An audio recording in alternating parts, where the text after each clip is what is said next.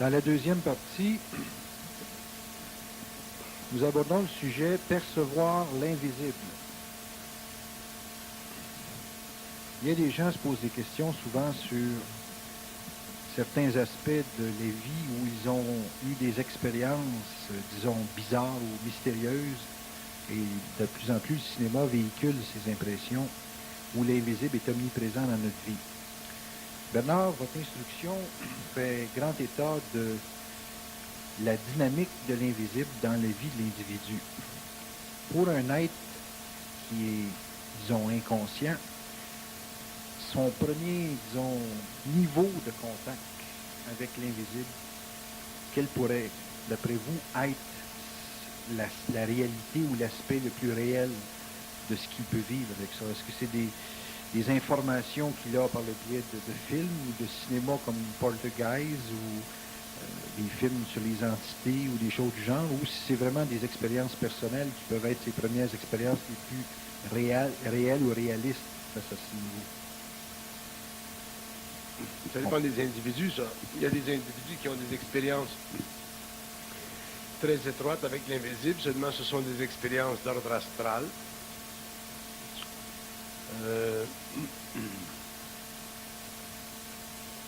Les expériences avec l'invisible d'ordre astral,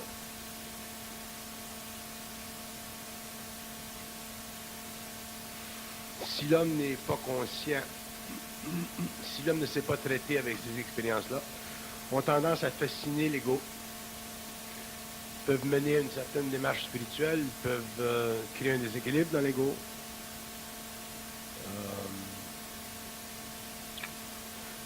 Les gens sont... que l'homme soit fasciné par l'invisible, ça se comprend dans un sens, parce que l'homme est tellement emprisonné dans sa matière. Par contre, le contact avec l'invisible sur le plan astral... Est-ce que je peux vous interrompre une minute? Quand vous parlez d'expérience de l'invisible avec l'astral, c'est quelle catégorie de manifestation que vous parlez? Est-ce que c'est de la lévitation, de la disparition d'objets? Dans quelle catégorie de manifestation que l'être ou l'homme peut avoir une preuve de l'invisible, mais dans le sens astral? Tout ce qui est relié au phénomène paranormal. Tout ce qui est paranormal. Déplacement d'objets, table de Ouija. Oui. Ces choses-là qui sont d'ordre paranormal font partie du contact entre l'homme et le plan astral. Est-ce que vous dites que l'esprit ou une dimension, disons, du mental dit supérieur ne peut pas se manifester par le biais de table de Ouija ou de choses du genre?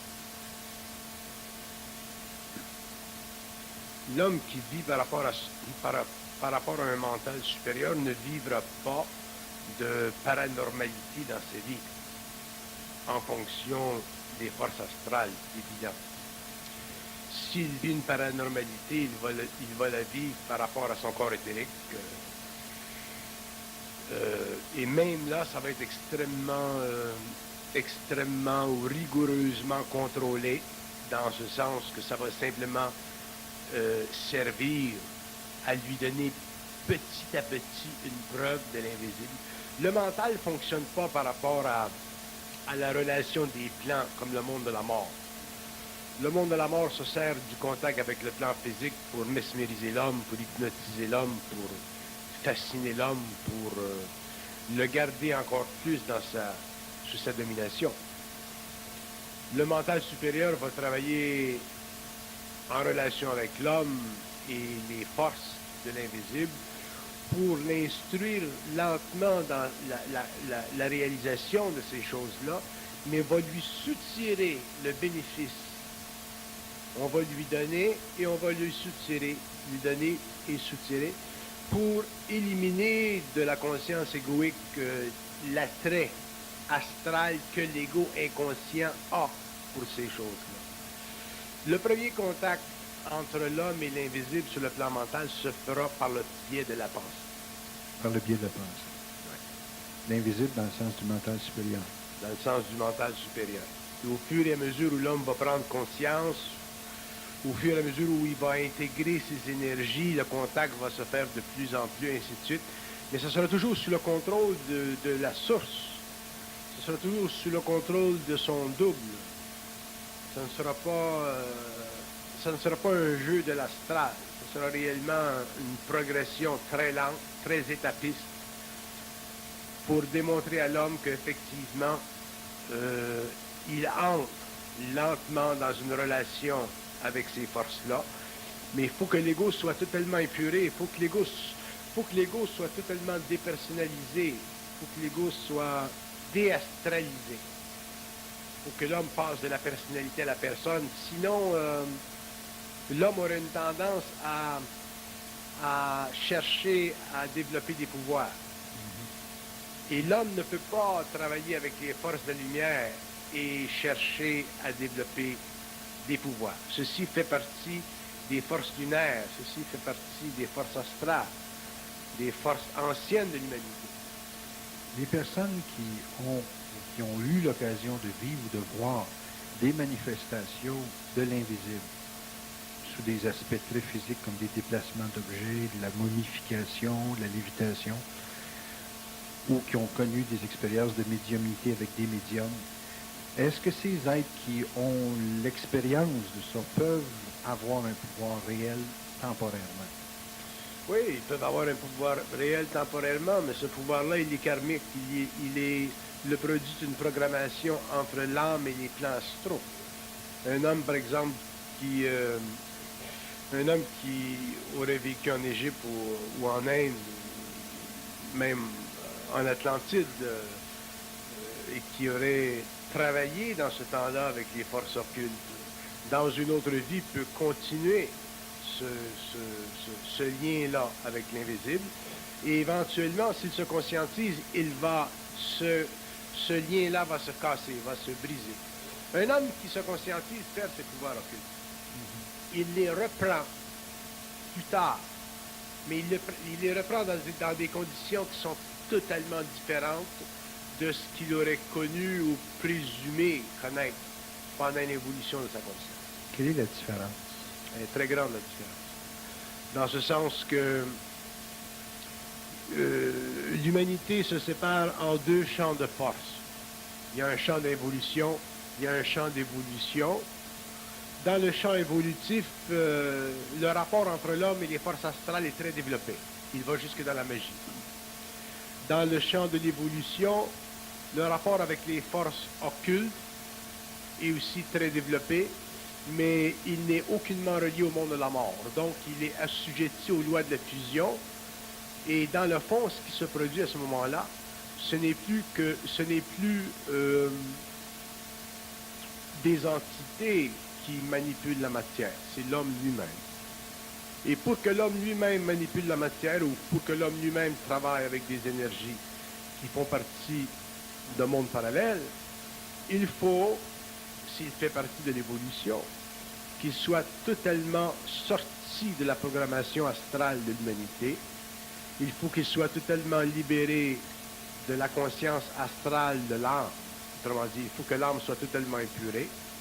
Et il faut que l'homme ne puisse plus trouver dans le pouvoir le moindre intérêt.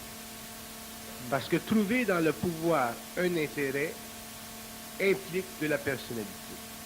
Donc, ça implique une très forte astralisation, même si cette astralisation est du domaine spirituel. Et une des lois fondamentales de l'évolution, et elle est très nette, cette loi-là, c'est que les hommes qui en arriveront éventuellement à pouvoir graviter autour de leurs propres énergies éthériques seront totalement dissociés du pouvoir, dans ce sens que ce que nous appelons aujourd'hui le pouvoir sera une seconde nature pour eux. Ça sera comme manger, ça serait naturel, et l'homme n'aura plus d'égocentricité à aucun niveau par rapport à ces activités-là. Sinon, si ce n'était pas le cas, l'homme, surtout aujourd'hui, l'homme entrerait facilement dans une facette ou autre de la magie noire. Même s'il avait l'impression de faire de la magie blanche, il ferait de la magie noire parce qu'il travaillerait avec des entités de l'astral. Et dans le monde de la mort, que vous soyez en relation avec des forces du haut astral ou que vous soyez en relation avec des forces du bas astral, vous êtes toujours en relation avec des forces qui sont contrôlées par les hiérarchies lucifériennes. Le monde de la mort, c'est un monde parallèle, c'est un monde où l'âme est empêchée de savoir et de comprendre l'origine de sa propre manifestation. De sorte que l'âme dans le monde de la mort, elle fonctionne un peu comme un zombie, mais éclairé. C'est-à-dire que l'âme est toujours éclairée de l'extérieur à elle-même. Si vous allez sur le plan astral et que vous regardez éthériquement une âme dans un paysage astral, vous verrez toujours que la réflexion de l'âme, elle vient toujours de l'extérieur et qu'elle se fait sur les parois astropsychiques de l'âme. Ça ne vient jamais de l'intérieur, parce que l'âme, lorsqu'elle retourne au plan astral, elle revient avec tout son mémoriel, elle revient avec tout son périsprit. Et ce périsprit-là, c'est le matériel qui absorbe l'énergie extérieure, autrement dit le plan, l'environnement occulte astral, est réfléchi et absorbé par le périsprit de l'âme. Alors que si l'âme était simplement le noyau, ou son propre noyau, si elle était totalement vidée du périsprit ou de mémoire involutive, à ce moment-là, elle ne pourrait pas demeurer sur le plan astral parce que, premièrement, les entités dans le monde de l'astral ne pourraient pas la voir. Ne pouvant pas la voir, elle n'aurait avec elle aucune relation. Donc l'âme vivrait une très grande solitude. Et même sur les plans inférieurs de l'astral, l'âme ne vit pas de solitude. Elle vit un grand retrait des plans supérieurs, mais elle est très, très entourée de toutes sortes d'autres personnages autour d'elle. Donc, il y a une vie sociale qui se véhicule.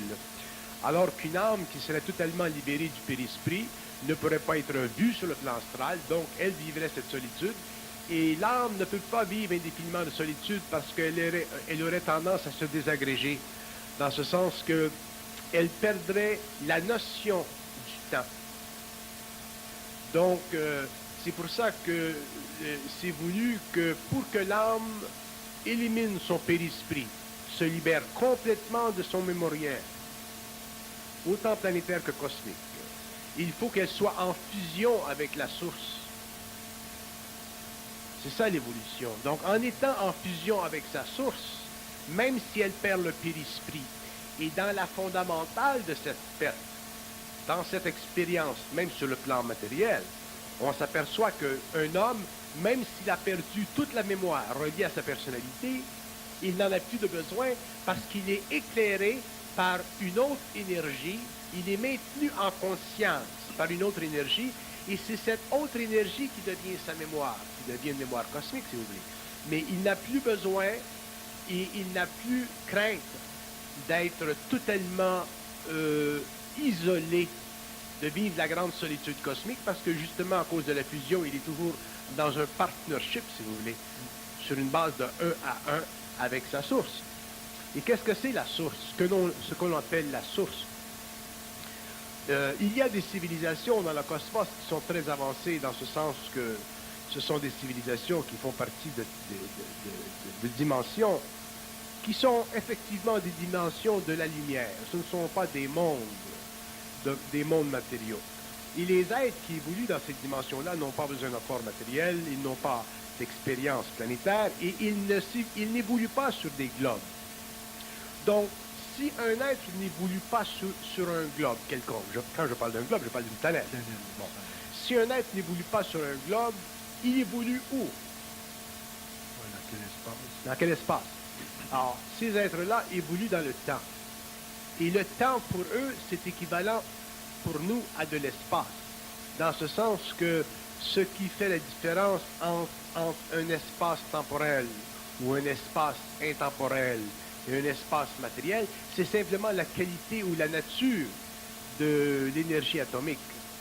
Donc, ces êtres-là ne vivent pas dans des mondes où la nature ou la qualité de l'énergie atomique se rapproche de la nôtre.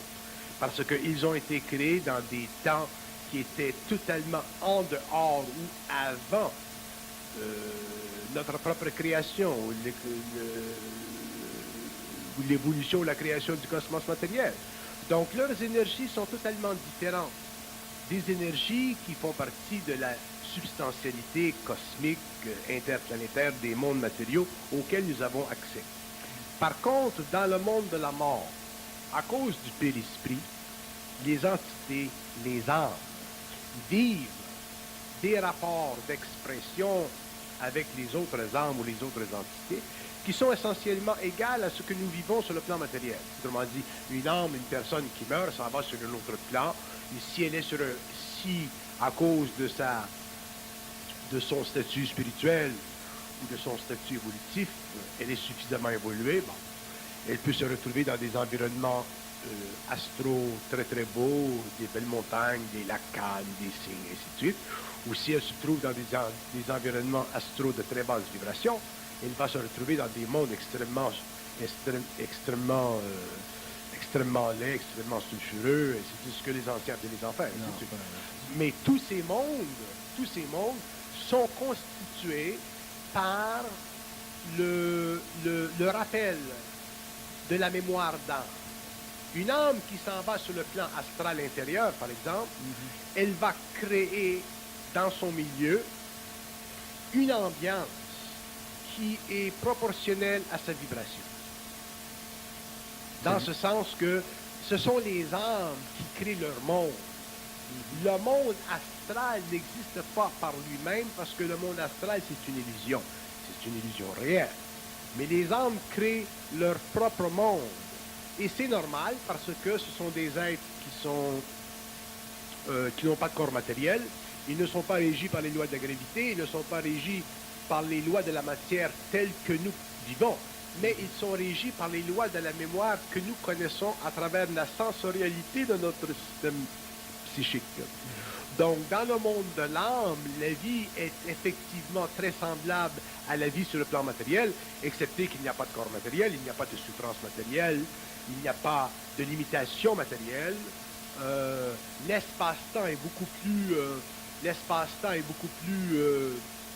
vaste que le nôtre à cause de l'absence de matérialité, mais la dimension psychique de l'expérience de l'âme est essentiellement semblable à la nôtre, et c'est pour ça que les âmes ont besoin de trafiquer beaucoup avec les hommes, à travers l'intuition, à travers la suggestion, à travers l'inspiration, ou à travers le contact direct, et ainsi de suite.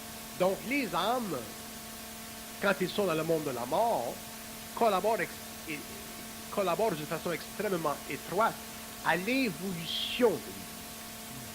Même s'ils sont sur des plans supérieurs, parce que, comme j'expliquais tout à l'heure, ils ne sont pas conscients, ils n'ont pas accès à l'organisation interplanétaire, occulte, intemporelle des mondes qui régissent le plan astral. C'est pour ça que, dans un sens, au cours de l'évolution, l'homme sera appelé à devenir intelligent. Ça veut dire quoi, devenir intelligent? Ça veut dire en arriver un jour à posséder un mental ou une conscience mentale qui n'est plus soufflée, qui n'est plus régie, qui n'est plus subliminale, qui n'est plus contrôlée, qui n'est plus dominée, qui n'est plus influencée, qui n'est plus même intuitive de ces plans-là. C'est ça l'intelligence que l'homme demain aura. À ce moment-là, l'homme sera capable, de par sa conscience, de comprendre tous les plans. Le plan matériel, le plan éthérique, le plan astral, le plan mental. Et il sera capable de comprendre des autres plans qui font partie des organisations cosmiques, des hiérarchies. Et à ce moment-là, son mental ne sera plus une machine en quête d'identité, parce que, à cause de la fusion, il sera déjà, dans tous les temps, selon sa capacité de supporter l'information. Le seul problème de l'homme aujourd'hui, si vous me demandiez, mais pourquoi l'homme n'est pas intelligent, dans le sens d'une conscience mentale supérieure, c'est parce que l'homme n'est pas capable de supporter l'information. Donc, au lieu de supporter l'information dont il n'est pas capable, il s'habitue graduellement au cours de sa vie à supporter la désinformation. Et la désinformation, pour un être inconscient, pour un être qui avance dans une certaine conscience, peut être une forme d'information, parce qu'il n'y a pas de différence entre de la désinformation et de la fausse information, ou de la vraie information. Il n'y a pas de différence. Je parlais à quelqu'un dernièrement, un Américain, qui est très, très au courant de tout ce qui se passe dans le monde au niveau de tous les mouvements du New Age, ainsi de suite. Et on voit dans l'expérience de tous ces gens-là le même disque qui tourne, la même histoire qui tourne, qui se communique à différentes nations, à différents groupes, ainsi de suite. Et les gens n'ont pas conscience, n'ont pas de centricité dans le mental et ne sont pas capables, par eux-mêmes, de ce que j'appelle de violer de façon absolue les lois psychologiques et psychiques du plan astral. Et ce sont des êtres qui sont très bien, ce sont des êtres qui ont une certaine spiritualité, ce sont des êtres qui représentent probablement la crème de l'humanité, mais ce n'est pas assez. Ils ne sont pas dans leur intelligence, ils sont dans une intelligence expérientielle, ils sont dans une intelligence par rapport à d'autres personnes, mais ils n'ont pas cette capacité de constater par eux-mêmes l'inévitabilité de la désinformation astrale. Donc, quand vous leur parlez, vous voyez toujours et vous subissez toujours le même phénomène, c'est que vous êtes toujours obligé de les ajuster, puis de les ajuster, puis de les ajuster. Et ça, pour un homme conscient, ça devient très, très fatigant parce que vous pouvez faire ça toute votre vie. D'ailleurs, c'est une des raisons pour lesquelles je me retire lentement, parce que je deviens, au cours des années, fatigué d'ajuster, et d'ajuster, et d'ajuster, et d'ajuster, et d'ajuster, parce qu'une personne dans ma position est appelée à rencontrer beaucoup de personnes qui sont des personnes extrêmement intéressantes, mais j'ai tendance à laisser vivre les gens leur expérience que de me rapprocher d'eux ou d'elles pour les ajuster. Je suis fatigué de faire ça. Parce que j'ai besoin, moi aussi, dans ma vie, de rencontrer des gens qui puissent me nourrir, d'échanger avec moi et de me permettre de dire « Ah, mais ça, c'est intéressant ce que tu dis. Ah, ça, c'est intéressant ce que tu dis. Ça, c'est intéressant. » Mais si je rencontre simplement des gens et je suis obligé toujours de me rendre moi-même intéressant pour eux, ça devient une perte d'énergie. Et l'homme découvrira avec le temps que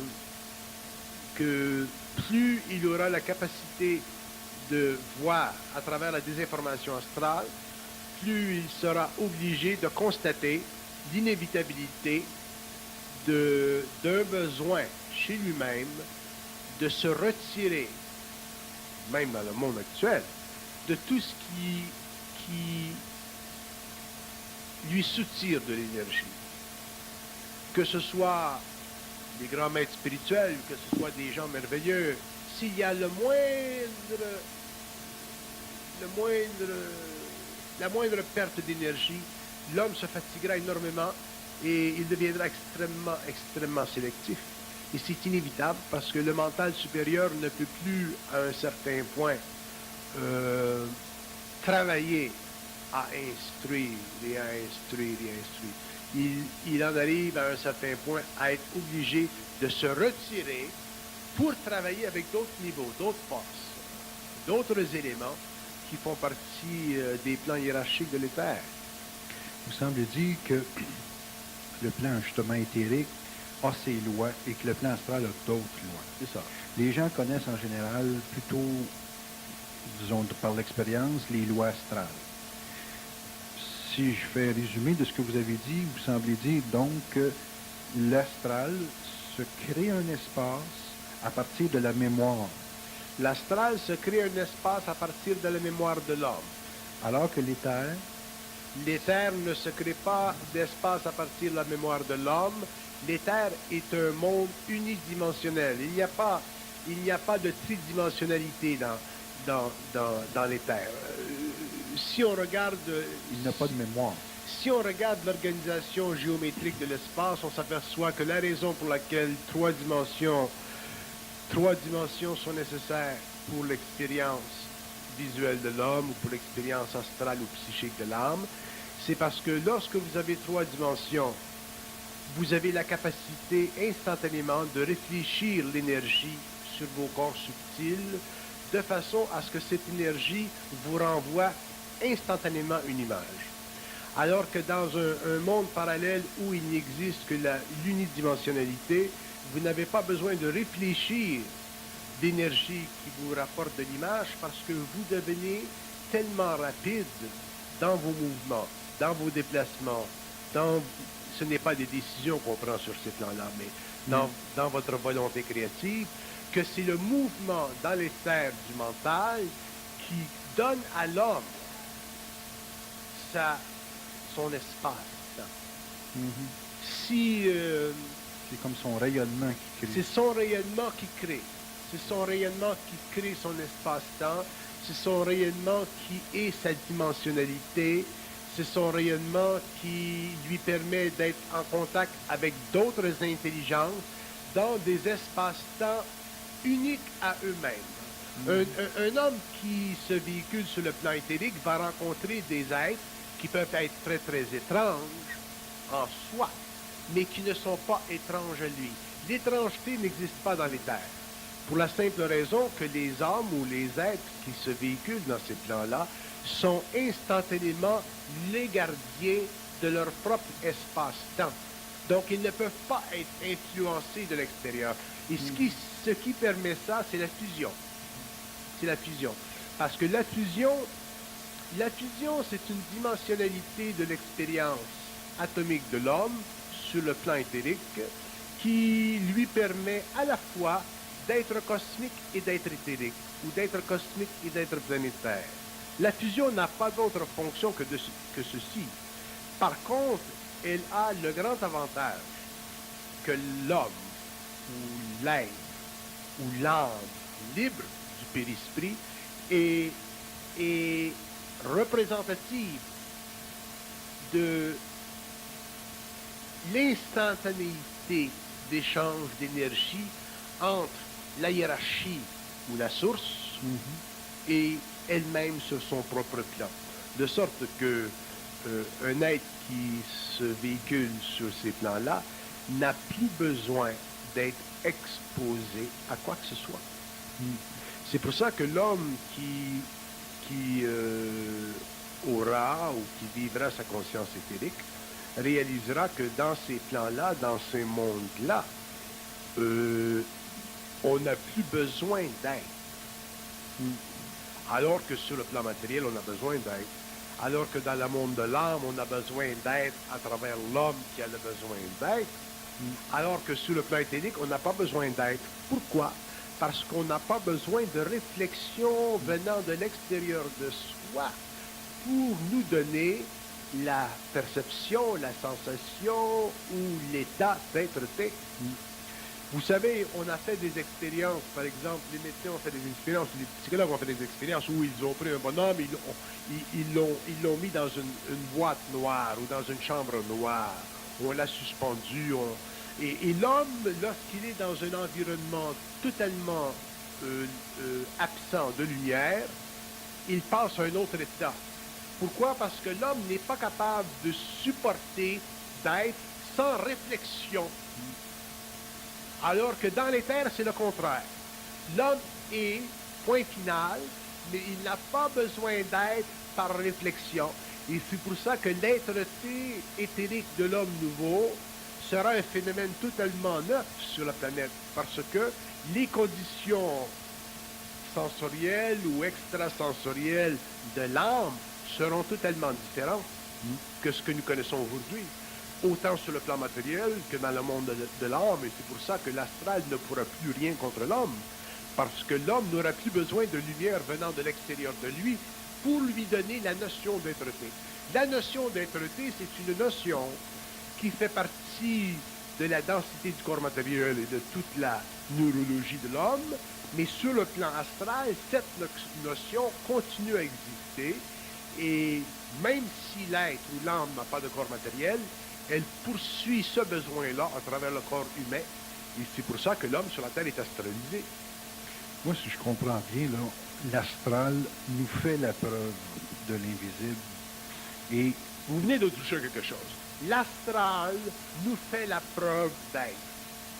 Ben, c'est ça. C'est l'astral, c'est à travers l'astral qu'on a la preuve d'être. Regardez simplement la fonction psychique, sensorielle du corps astral. C'est le corps astral qui nous permet de toucher à la table et de sentir qu'il y a une densité qui nous oppose. Si l'homme n'avait pas le corps astral, il ne pourrait pas, il perdrait tous ses sens. Donc l'homme vit beaucoup plus au niveau de l'invisibilité qu'il ne s'en rend compte. Par contre, à cause de la limitation de ses sens, à cause de l'impossibilité en général pour lui de voir dans l'invisible, il situe toute son être-té dans la conscience matérielle, alors qu'en réalité, son être-té se situe par rapport à l'activité subtile de ses principes à travers son corps matériel qui est extrêmement développé, très perfectionné et très sensible aux vibrations qui passent et qui allument tout ce qui est névralgique sur le plan matériel. Sortez l'homme ou neutraliser les principes subtils de l'homme par une voie ou par une autre, à ce moment-là, sa sensation d'être-té change, diminue, disparaît. Et dans la fusion, cette sensation de l'homme peut lui être enlevée à un très très haut niveau, et pourtant il continuera à être capable sur le plan matériel de maintenir l'équilibre. Que l'individu s'accroche autant à ce besoin d'être. Parce que le besoin d'être fait partie de l'insécurité foncière de l'homme qui résulte du lien absolu entre lui et le monde de la mort. Si l'homme n'avait pas de contact karmique avec la mort, l'homme ne connaîtrait pas l'insécurité parce qu'il ne serait pas capable d'être violé dans son mental. Ce qui crée l'insécurité de l'ego, c'est la nature de sa pensée. La nature de sa pensée, c'est quoi? C'est la dénaturalisation de l'homme à partir de l'astral. Donc, l'astral et le monde matériel sont des mondes qui s'imbriquent les uns dans les autres. Ce sont des mondes qui sont très développés les uns dans les autres, les uns par rapport aux autres, et l'un soutient l'autre. L'homme sur la terre soutient l'astral dans la guerre, dans l'infamie, dans l'inconscience. L'astral soutient l'homme sur le plan matériel à travers tout le mouvement subtil des pensées intuitives non éveillées à une conscience mentale supérieure. Donc il y a un échange, il y a une relation, il y a des liens, il y a des contrats entre l'astral et l'homme sur le plan matériel. Et c'est pour ça que l'homme a beaucoup de difficultés dans sa vie à sentir ce centre, ou à se fixer dans ce centre qui est inviolable, invulnérable, qui ne connaît pas l'insécurité, qui ne connaît pas l'indécision, qui ne connaît pas l'absence d'intelligence, qui ne connaît pas la programmation, parce qu'il est toujours astralisé, toujours astralisé, toujours astralisé. Donc nous avons besoin d'une science qui nous explique ces lois-là pour que l'homme en sorte éventuellement et en arrive à un état de conscience supérieure pour qu'il puisse finalement reconnaître que la pensée, quelle qu'elle soit, qu'elle vienne de l'astral ou qu'elle soit colorée par l'astral, la pensée vient des hiérarchies cosmiques dont le travail, dont la fonction ultime est d'amener les différents niveaux d'intelligence dans le cosmos à éventuellement, au cours de l'évolution, s'unir, à se perfectionner éventuellement dans une fusion. Mais cette énergie qui pulse toujours dans l'homme et dont le processus est de créer constamment des pensées conscientes ou inconscientes, pour l'homme, ça n'existe pas, parce que l'astral crée en lui l'impression et l'illusion du jeu. Toutes les langues de notre planète contiennent le jeu. Est-ce que vous dites à ce moment-là que le principal objectif des forces lucifériennes ou astrales, c'est d'emmener l'individu à se créer une personnification de lui-même? C'est l'unique. Mais oui, la fonction du principe luciférien, c'est d'amener l'homme au développement d'une conscience égocentrique. Pourquoi? Pour qu'il se coupe de la source. Si l'homme a une conscience égocentrique, automatiquement il se coupe de la source. Pourquoi croyez-vous c'est si difficile pour les hommes de prendre conscience des lois d'une instruction? Parce que les hommes ont beaucoup plus d'intérêt psychologique ou d'intérêt mineur à vivre leur égocentricité que d'être amené un jour à réaliser que même dans le monde de leur pensée, la source n'est pas la leur. Parce que pour un homme qui a vécu ou qui a connu l'égocentricité, ou ce que les Anglais appellent le self-conscious, pendant des années, des générations, des siècles, c'est très très difficile de vivre cette expérience.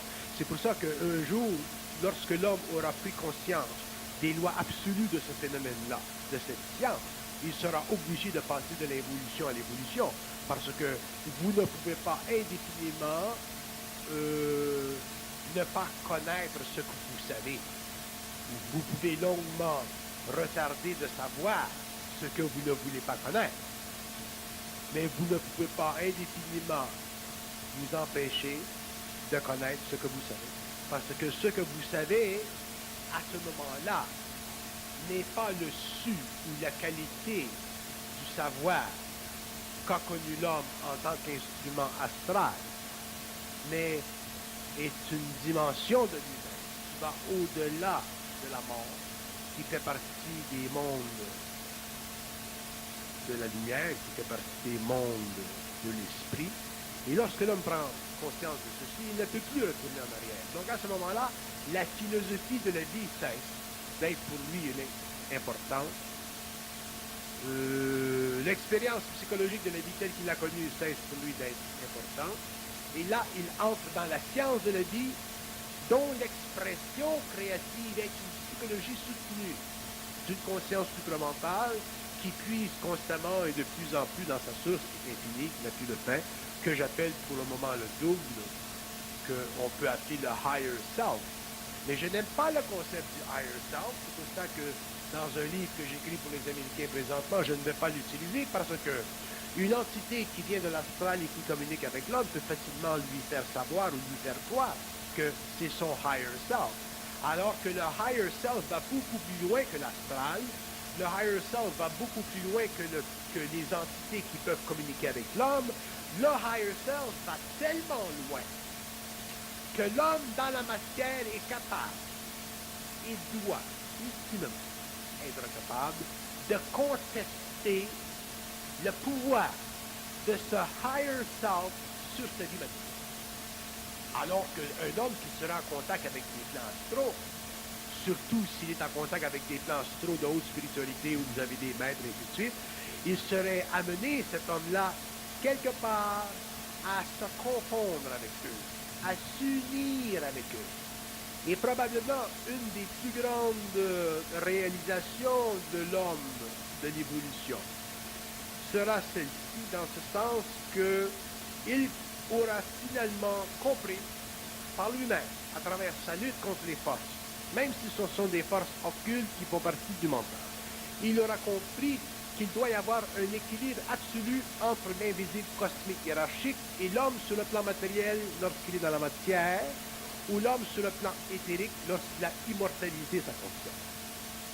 Sinon, il n'y a pas de possibilité évolutive pour l'homme vers une liberté intégrale et absolue. Et ça, qu'est-ce que vous voulez? On peut le dire, on peut instruire, mais c'est l'homme lui-même, par ses propres moyens, à travers une science que nous commençons, nous les hommes, à développer, qu'il le saura. C'est comme si vous disiez que l'homme doit arrêter d'être un véhicule de l'invisible et qu'il doit être invisible. L'homme doit arrêter d'être un véhicule pour l'invisible et il deviendra demain lui-même invisible. C'est ça l'intérêt. À partir du moment où l'homme deviendra invisible, à partir du moment où l'homme aura accès à l'invisible à volonté, à partir du moment où il pourra utiliser son corps éthérique à volonté, l'homme n'aura plus besoin, il ne pourra plus être assujetti aux lois planétaires. Donc à ce moment-là, la programmation fermée n'existera plus, la programmation ouverte sera terminée et le pouvoir du monde astral sur l'homme sera terminé. Donc à ce moment-là, le nombre d'hommes sur cette planète, par exemple, grandissant au cours des 2500 années, en arrivera à créer une totale absence de nécessité du monde de la mort. Et c'est pour ça que l'homme, à la fin de la 6e race racine, passera à la 7e où Il n'aura plus besoin de corps matériel. Parce que la seule raison pour laquelle nous avons besoin d'un corps matériel aujourd'hui, c'est parce que nous sommes les conséquences de la descente de l'âme dans la matière et du développement au cours des âges, de la nécessité du monde de la mort à cause de la grande affinité qu'a eu l'âme avec la matière lorsqu'elle s'est astralisée. Donc l'âme a ramené dans le monde de la mort toutes ces mémoires formidables de la terre. Elle a créé un monde astral à l'image de l'homme et elle est revenue pour reprendre dans l'expérience de l'homme plus d'expérience. Mais nous ne pouvons pas comprendre les lois occultes de la vie à partir d'un plan qui est mort. Nous ne pouvons pas comprendre les lois de la vie à partir d'un plan qui nous manipule. Donc, nous ne pouvons pas comprendre les lois de la vie à partir de l'intuition qui nous est donnée à partir de l'astral. C'est pour ça que je dis très souvent, viendra le jour où les sciences ésotériques sur notre planète, les sciences occultes, les sciences qui dans le passé ont été nécessaires pour l'évolution spirituelle de l'homme, seront totalement renversées par l'homme lui-même. En attendant, elles servent l'homme de l'évolution, mais demain, l'homme sera obligé de créer de nouvelles sciences. Et ces sciences-là ne seront plus occultes pour lui, parce qu'un homme qui est conscient, pour lui, rien n'est occulte. Qu'est-ce que vous voulez que ce soit occulte? De parler de l'invisible, des hiérarchies, de quoi que ce soit. Ce n'est plus occulte. Ça fait partie de la science de l'homme. Ça fait partie de sa capacité de descendre ou d'aller dans les archives. Donc, ce n'est plus l'homme qui reçoit, c'est l'homme qui va chercher. Donc, la différence entre les connaissances que nous avons eues pendant le passé, c'est que nous avons reçu. Mais nous avons reçu d'où? Nous avons reçu du monde astral. Demain, nous cesserons d'aller chercher les sciences du monde astral, nous renverserons complètement les sciences astrales et nous irons chercher nous-mêmes dans les archives cosmiques ce que nous avons besoin pour construire les différents véhicules que nous avons besoin. Par exemple, nous avons besoin d'un véhicule éthérique, c'est-à-dire que nous avons besoin d'un véhicule qui est l'exacte compensation énergétique du plan mental. Le véhicule éthérique de l'homme est équivalent au plan mental, un peu comme le véhicule matériel de l'homme est équivalent au plan astral. Et ce véhicule, ce sera pour l'homme son véhicule parfait, dans ce sens qu'à ce moment-là, il n'aura plus besoin de revenir dans un véhicule matériel pour l'évolution de l'âme. Parce que parler de l'évolution de l'âme, ça fait partie des lois de l'évolution. Si l'âme n'était pas assujettie aux lois de la mémoire, si elle n'était pas assujettie au périsprit, l'homme n'aurait pas de programmation à vivre, il n'aurait pas de karma à vivre. Il serait un être libre. Et à ce moment-là, il ne pourrait pas vivre sur le plan matériel. Il serait obligé de vivre sur le plan éthérique d'une planète. Si vous dites que l'âme,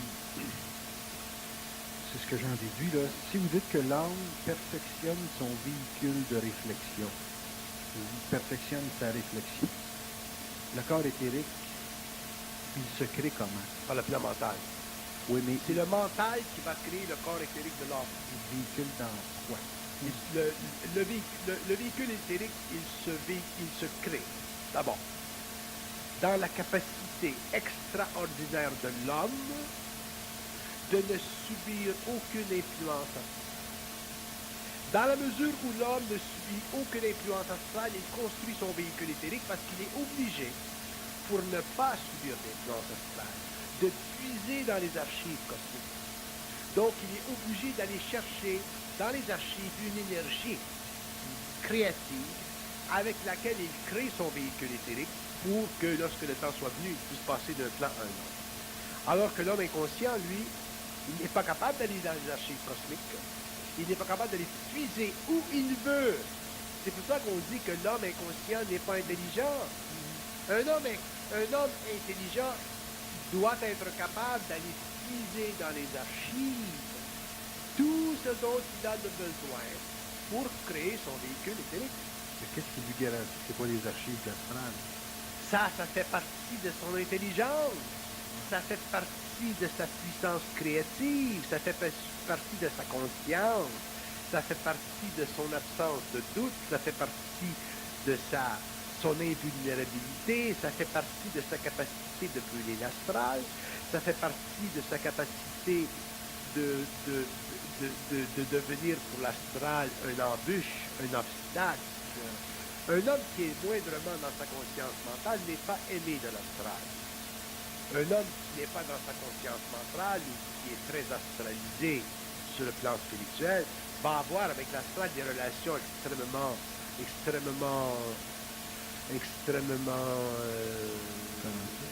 non,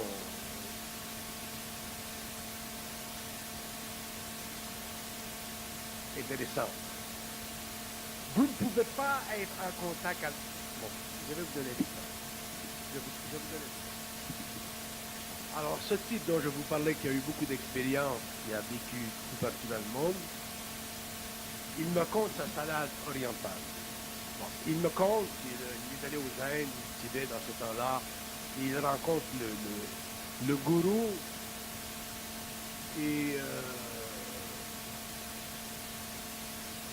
il veut rencontrer le gourou, il veut que le gourou lui parle.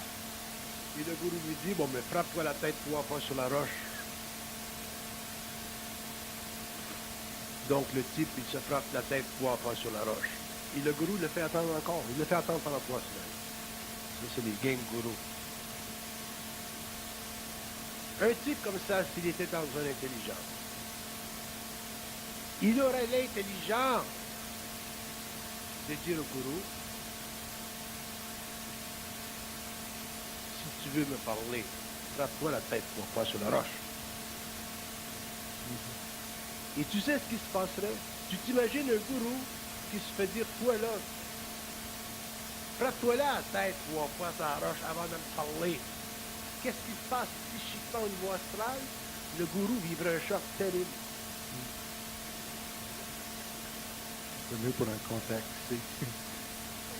Parce que le gourou qui est régi par des lois astrales, c'est un très très bon gourou, très fin gourou, mais il est régi par les lois astrales.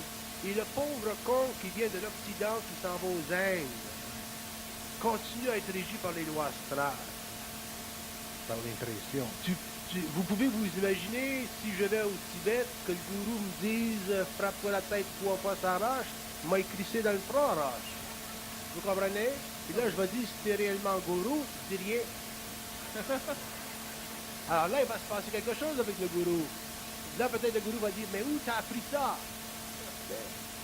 Bon, ce que je veux dire, c'est que l'homme nouveau, l'homme conscient, l'homme de demain, l'homme intégral, l'homme de futur, l'homme whatever it is, l'homme un jour sera amené dans sa fusion, dans sa conscience, dans la sortie de sa programmation, à inventer, à créer les nouvelles conditions de sa relation avec l'invisible.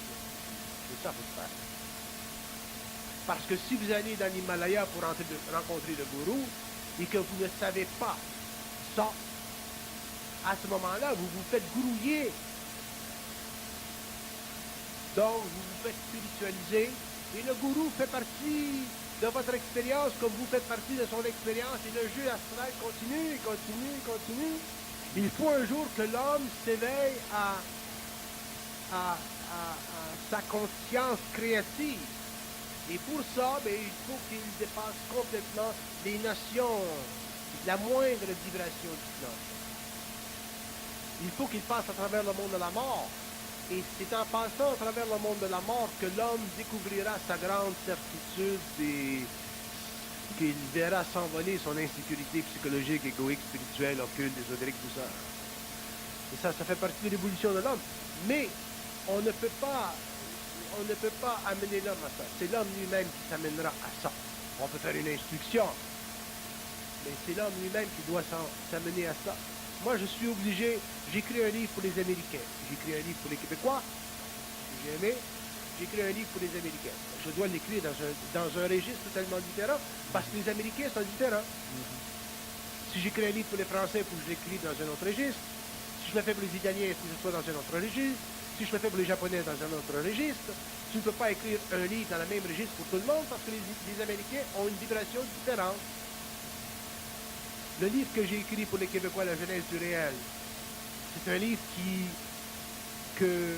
ne pourrait pas passer aux États-Unis, qui ne pourrait pas passer en Europe, parce que les gens d'abord, n'ont pas eu suffisamment de proximité avec ma personne, et deuxièmement, parce que les gens ne sont pas suffisamment ouverts.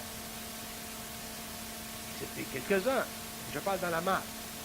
Donc, il faut que j'écrive un autre livre d'une autre façon pour frapper le mental américain, comme je dois faire pour les autres nations. Et ça, c'est nécessaire parce que on ne peut pas écrire un livre pour tout le monde dans ce registre. À cause de la nature des impressions. C'est à cause de la nature des impressions qu'il crée dans le mental. Pour revenir à l'aspect, disons, où vous dites détruire l'impression, on vient de l'histoire du gourou, l'individu qui a le niveau de conscience pour se créer un véhicule dit éthérique, c'est un individu qui, si je le comprends bien, là, va continuellement confronter la pensée qui lui est présentée, ou l'impression qui lui est présentée. C'est ça qui est la différence finalement entre un véhicule dit astral et un véhicule dit éthérique. L'être qui se véhicule et qui se construit un véhicule éthérique semble, en tout cas dans la façon dont vous le présentez, semble continuellement confronter les impressions. Dans une conscience éthérique, ou dans la conscience éthérique du mental, vous ne pouvez pas prendre quoi que ce soit. Vous ne pouvez pas rien absorber d'impression. Non. Et ça, il y a des gens qui vont dire, mais ça c'est intéressant, et je vous assure que ce n'est pas intéressant. Ce n'est pas intéressant parce que c'est comme si vous êtes toujours en lutte, et en lutte, et en lutte, et en... Moi, je rencontre des gens très intéressants dans ma vie. Et il y a des gens, j'aimerais dire, ah bon, venez chez nous, ce soir, on va prendre un café, on va manger à la table. Et je ne peux pas le faire parce que, au lieu de recevoir, d'échanger avec eux, ça va toujours finir encore Bernard de Montréal qui travaille, Bernard, et je ne veux plus. Je suis totalement défini, je ne peux plus. Et pourtant, il y a des gens très intéressants. Et ça, c'est le prix qu'on doit payer pour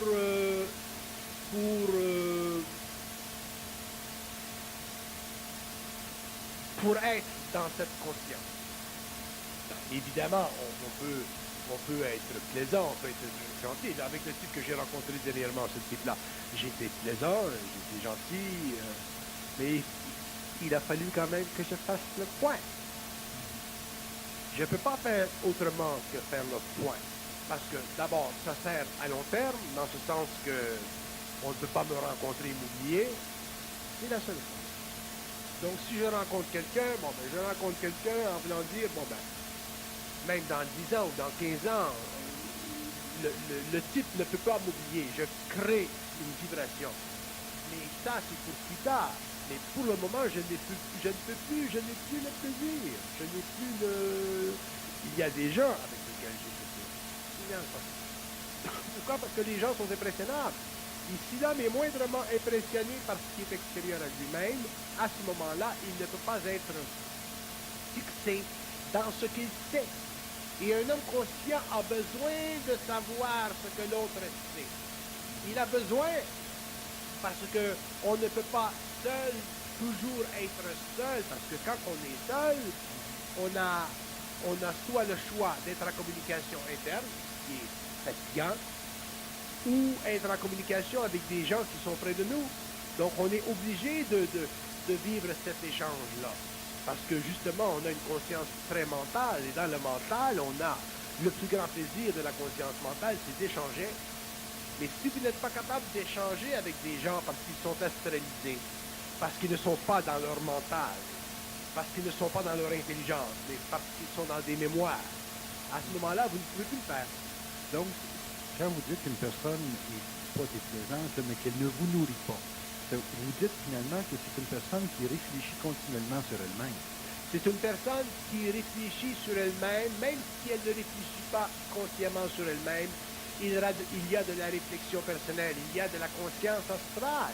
Une personne qui vous parle est censée vous instruire. Continuellement. Continuellement. Elle ajoute à ce que vous dites. Elle ajoute continuellement à ce que vous dites. Ça ne fatigue pas un individu. Ça ne fatigue pas l'individu. Alors qu'un individu astral, il va vivre ça comme la remise en question. Il va le vivre de n'importe quelle façon, mais il ne vous nourrira pas. Si je parle avec vous, je vous nourris, je vous apprends, et en même temps j'apprends. Et vous, quand vous parlez avec moi, vous me nourrissez, en même temps, vous apprenez. C'est ça la conscience mentale de l'homme. Mais si je vous parle et je ne reçois pas de la parole, éventuellement, je vais me fatiguer. Ça veut dire que je réfléchis sur ce que vous dites. Ça veut dire que vous n'êtes pas dans votre conscience créative. Vous êtes dans une conscience réflexive. Vous pouvez être un homme très intéressant, un très bon astrologue ou quoi que ce soit, mais vous ne m'instruisez pas. Vous devez m'instruire. L'homme doit instruire. Les hommes doivent s'instruire mutuellement parce que tous les cerveaux humains qui sont greffés à cette conscience créative qui est infinie ont un taux vibratoire qui leur est propre. Généralement, les gens qui sont en contact avec une personne qui est moindrement créative, donc qui exprime quelque chose de neuf.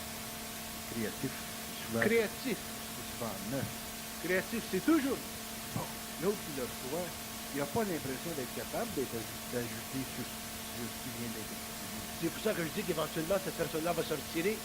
Il va être en communication avec des gens avec lesquels elle est capable de vivre ça. On le fait pendant un certain nombre d'années, parce que pendant un certain nombre d'années, on ajuste notre parole, on ajuste notre parole, on ajuste notre parole. Et il y a un temps quand c'est très, très ajusté, ce que ça peut être ajusté, à ce moment-là, l'homme se retire. Lentement, il se retire. Donc, ce que vous dites, c'est que tout le monde peut apprendre quelque chose à quelqu'un. Ah ben oui, tout le monde doit. Doit, oui. Tout le monde doit apprendre quelque chose à quelqu'un parce que tout le monde doit être capable d'aller dans les archives, amener quelque chose. Moi, je vous donne un exemple. J'écris mon livre. Bon, moi, quand j'écris un livre, effectivement, c'est très facile. Mais par contre, le problème, c'est que je l'écris dans ma vibration. Bon, j'écris mon livre dans ma vibration. Mais ensuite, je suis obligé d'avoir une personne qui va me dire, bon ben écoute, là, ce mot-là, j'en veux pas dans le livre. Ou cette phrase-là, faut enlever ça. Ou ce paragraphe-là, faut enlever ça. Disons l'éditeur qui travaille là-dessus. Donc je suis obligé de dire, bon ben écoute, moi je fais le livre, ta job, toi, c'est que tu deviens mon boss. Tu veux pas ça, tu veux pas ça, tu veux pas ça, tu veux que j'explique ça, tu veux que j'explique ça. Ça simplement me le dire. La personne me dit, bon ben, qu'est-ce que c'est le mot âme? Qu'est-ce que c'est qu'emploie le mot âme? Les Américains veulent savoir qu'est-ce que c'est le mot âme. Donc, comme j'écris pour les Américains, je vais écrire sur l'âme en fonction des Américains, pas en fonction des Québécois. J'écris en fonction des Américains. Je mets ça dans le computer. Ensuite, j'ai dit une autre question. Il dit, bon, mais qu'est-ce que ça veut dire, ça? Je sais pas, n'importe quoi. Bon, alors, OK, ça veut dire, je mets. Et quand elle m'a donné toutes les questions, ensuite j'ai dit, bon, on va dans la maison, je vais continuer à faire le matériel et je vais le développer. Mais si je n'avais pas cette personne-là pour me checker, moi, pour me dire quelque chose, objectivement, mon livre ne pourrait pas se vendre parce qu'il n'y a pas un homme qui va lire mon livre dans le registre vibratoire où je l'écris. Le seul peuple qui aura été capable de me recevoir dans un registre vibratoire qui aura été très près du mien, avec quelques changements faits par un Québécois ici, c'est le livre de la Genèse du réel. Le livre le plus facile que j'aurais écrit, le plus près de mon registre, aura été ce livre. Autrement dit, dans la Genèse du réel, je suis parti du principe que ayant connu beaucoup de personnes, et ayant été connu déjà dans la province, les gens sont capables maintenant de partir, d'ouvrir le livre et de dire, ah ben ce livre-là, on peut le lire n'importe où, on le lit, on ferme, un autre jour on le lit, on ferme. Parce qu'il a été écrit comme ça. Tu peux le prendre au début, à la fin, n'importe où, chaque chapitre, chaque phrase se contient en elle-même, elle a quelque chose de plus. Ah, mais ça prend le peuple québécois pour le faire. Parce que déjà, le peuple québécois a une sensibilité qui n'existe pas dans le monde. Donc, si je vais dans d'autres parties du monde, il faut que je change, sinon mon livre, il ne passera pas les frontières. Donc, probablement le plus beau livre que j'aurai écrit aura été la Genèse du réel, et les autres seront des livres intéressants, mais ils auront été travaillés Comme une adaptation de la conscience à une culture. Adaptation d'une conscience à une culture. Tandis qu'au Québec, il y a eu une adaptation, mais déjà par une personne qui me connaissait. Donc les gens le lisent et les gens passent à travers ça. Tandis qu'aux États-Unis, en France, ça ne passerait pas. Donc il faut que j'écrive pour les Américains, que j'écrive les Français, que j'écrive les Italiens. Et ça fait quoi? Ça fait partie de ma vie, mais c'est une perte d'énergie. Je devrais être capable de m'asseoir et d'écrire, on en voilà, on en voilà. On ne peut pas faire. Pourquoi? Parce que chaque culture a son registre. Vous vous imaginez écrire sur la conscience cosmique à des Chinois, à des Japonais, à des Russes, à des Allemands, à des Hongrois, pour le faire. Il faut qu'il y ait des livres qui aillent dans tous les pays du monde. Mais vous ne pouvez pas envoyer un livre. Il faut que ce soit des livres adaptés à chaque nation. Donc, quand vous dites que vous êtes instruit par des gens, vous allez finalement chercher plus qu'une compétence dans les individus. Vous allez chercher un élément qui s'ajoute à la vôtre. Pas une compétence. La compétence, ça fait partie de l'ego, ça fait partie de l'âme. Ça fait partie de l'expérience de l'âme. C'est un talent. Pas la compétence, la science. Quand vous rencontrez quelqu'un qui vous dit quelque chose, qui vous fait savoir quelque chose, qu'il va dans les archives chercher quelque chose, c'est très intéressant. Parce que vous n'êtes plus seul. Vous êtes content, vous avez un partenaire dans une conscience qui est très, très limitée sur le plan matériel. Et l'homme en viendra à ce point où il sera obligé de se trouver des partenaires. Parce que sa conscience universelle, sa conscience en fusion, sa conscience supramentale, dans les années à venir, dans les générations à venir, sera effectivement extrêmement sélective. Il n'aura pas de choix. Parce qu'il ne pourra plus perdre d'énergie. Il n'y a plus... instruire, c'est une chose. Mais à un certain moment, quand l'instruction devient de l'enseignement, une grande perte d'énergie. Et un homme conscient ne veut pas enseigner à personne. Il veut instruire, mais il veut être instruit en même temps. Et lorsque les hommes s'instruiront en même temps, mutuellement, ce sera extraordinaire. Tout près de l'Église. Ils seront déjà tout près de nous. Merci beaucoup, Bernard de Montréal.